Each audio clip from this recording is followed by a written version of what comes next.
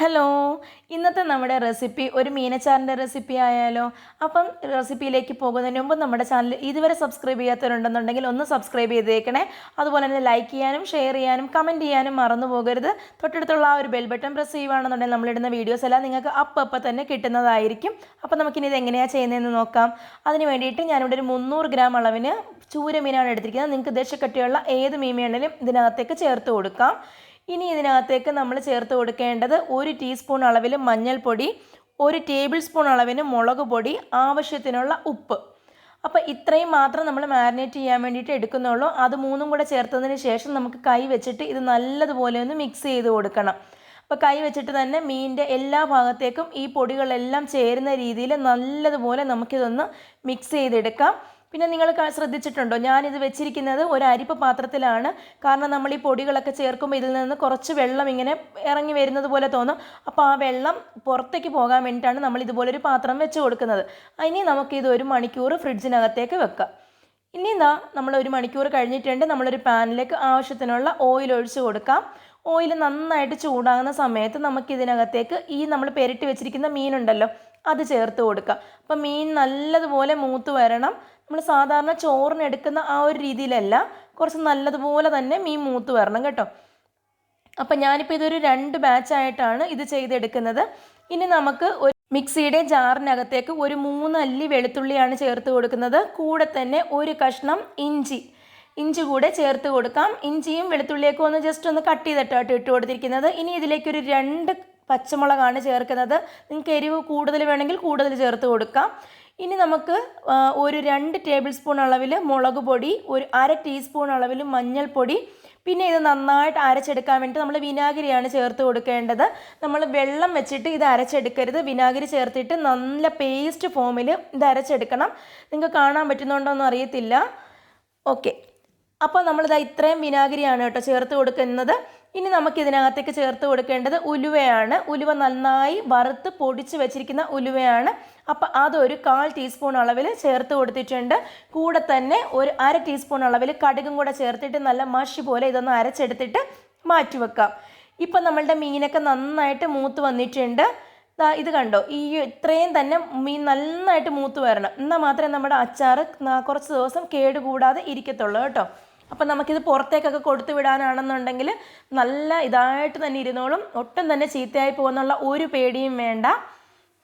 അപ്പം നമ്മൾ മീനൊക്കെ വറുത്ത് കോരി ആ ഒരു പാത്രത്തിലേക്ക് ആ ഓയിൽ മാറ്റിയതിന് ശേഷം നമ്മളിനി ചേർത്ത് കൊടുക്കുന്നത് നല്ലെണ്ണയാണ്. ഒരു 2 ടേബിൾ സ്പൂൺ അളവിൽ നല്ലെണ്ണയാണ് കേട്ടോ ചേർത്ത് കൊടുക്കുന്നത്. കൂടെ തന്നെ എണ്ണ നന്നായി ചൂടാകട്ടെ. ആ ഒരു സമയത്ത് നമുക്കിതിനകത്തേക്ക് ഒരു 3 കുടം വെളുത്തുള്ളി ഒന്ന് നീളത്തിൽ കട്ട് ചെയ്തിട്ട് ചേർത്ത് കൊടുക്കാം. അപ്പോൾ വെളുത്തുള്ളി അത്യാവശ്യം ഒന്ന് മൂത്ത് വരുന്ന സമയത്ത് നമുക്കിതിനകത്തേക്ക് ഇഞ്ചി ചേർത്ത് കൊടുക്കാം. അപ്പോൾ ആദ്യം വെളുത്തുള്ളി തന്നെ മൂപ്പിച്ചെടുക്കാൻ വേണ്ടി ശ്രദ്ധിക്കണം കേട്ടോ. ഒരു 2 ഇഞ്ച് നീളമുള്ള ഒരു കഷ്ണം ഇഞ്ചി ഒന്ന് നീളത്തിൽ കട്ട് ചെയ്തിട്ടാണ് ചേർത്ത് കൊടുത്തിരിക്കുന്നത്. ഇഞ്ചിയും വെളുത്തുള്ളിയും കൂടെ ഒന്ന് മൂത്ത് വരുന്ന സമയത്ത് നമുക്കിതിനകത്തേക്ക് ഒരു 6 പച്ചമുളകാണ് ചേർത്ത് കൊടുക്കുന്നത്. നമുക്ക് ഇതിനകത്ത് എരിവൊക്കെ നിങ്ങളുടെ ഇഷ്ടത്തിനനുസരിച്ചിട്ട് കൂട്ടുകയോ കുറയ്ക്കുകയോ ചെയ്യാം. അച്ചാറിനകത്ത് എപ്പോഴും വെളുത്തുള്ളിയുടെ കണ്ടൻറ്റാണ് കൂടുതലായിട്ട് വരേണ്ടത്.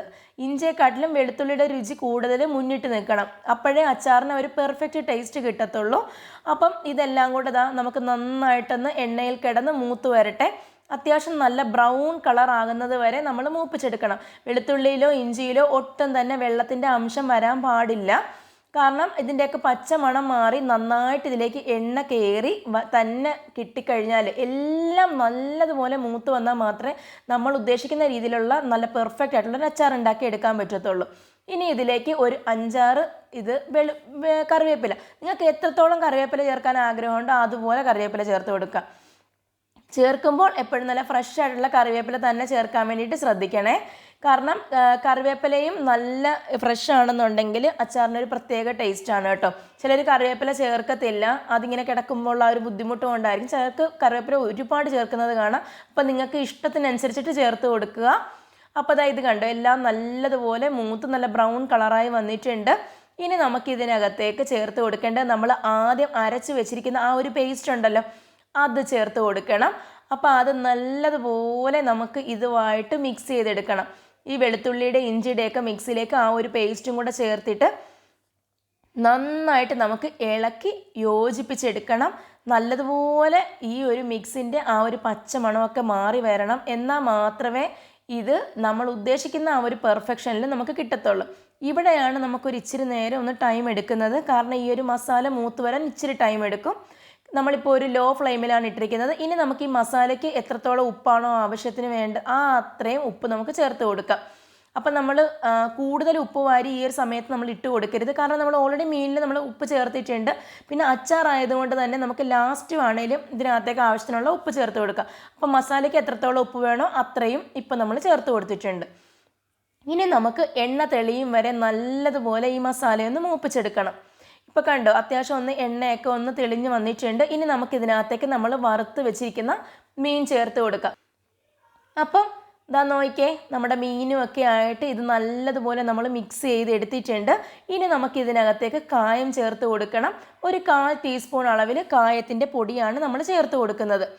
അപ്പം കായത്തിൻ്റെ പൊടി തന്നെ ചേർക്കുന്നതാണ് കേട്ടോ നല്ലത്. അപ്പം അതുകൂടെ നമ്മൾ ചേർത്തിട്ട് ഇത് എല്ലാ ഭാഗത്തേക്കും എത്തുന്ന രീതിയിൽ നമ്മൾ നല്ലതുപോലെ മിക്സ് ചെയ്ത് കൊടുക്കണം. ഇനി നമ്മൾ ഇതിനകത്തേക്ക് 1-2 പിഞ്ച് ഉലുവാപ്പൊടി കൂടെ ചേർത്ത് കൊടുക്കാം. അതും കൂടെ ചേർത്ത് നമ്മുടെ അച്ചാർ ഇവിടെ റെഡിയായി വന്നിട്ടുണ്ട്. ഇനി നമുക്കതൊരു പാത്രത്തിലേക്ക് മാറ്റാം. അപ്പം നോക്കിക്കേ, എന്ത് പെട്ടെന്ന് നമ്മൾ തയ്യാറാക്കി എടുത്തത്. നമ്മൾ ആ മീനൊന്ന് മാരിനേറ്റ് ചെയ്യുന്നതും പിന്നെ നമ്മൾ ആ ഒരു മസാല ഒന്ന് കൂട്ടി അത് നല്ല കരിയാതെ എടുക്കുന്നതും അതായുള്ള ഇതിനകത്തുള്ള ഒരു ആയിട്ട് വരുന്നത്, ഇച്ചിരി ഒരു ഇതായിട്ട് വരുന്നത്. ബാക്കിയെല്ലാം നല്ല സിമ്പിളായിട്ട് ചെയ്തെടുക്കാൻ പറ്റുന്ന റെസിപ്പിയാണ്. അപ്പോൾ എല്ലാവരും ട്രൈ ചെയ്ത് നോക്കുക. സംഭവം നല്ല കിടിലൻ ടേസ്റ്റ് തന്നെയാണ് കേട്ടോ, അതിനകത്ത് യാതൊരു സംശയവുമില്ല. അപ്പോൾ എല്ലാവരും ട്രൈ ചെയ്ത് നോക്കണം. അടുത്ത റെസിപ്പിയുമായി ഉടൻ തന്നെ കാണാം. Thank you for watching.